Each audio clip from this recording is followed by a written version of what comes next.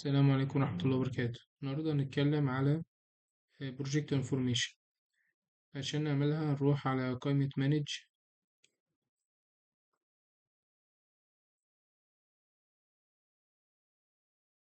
وبعد كده هنلاقي خانة بروجكت انفورميشن. هتلاقي عندنا أول حاجة organization name، ممكن نسميها مثلا أوراسكوم أي حاجة. organization description برضو اللي حضراتكم عايزينه. building name، الأوثر، لايف سي بارامترز ديت بتاعت الأناليسيس بتاعت الإنرجي.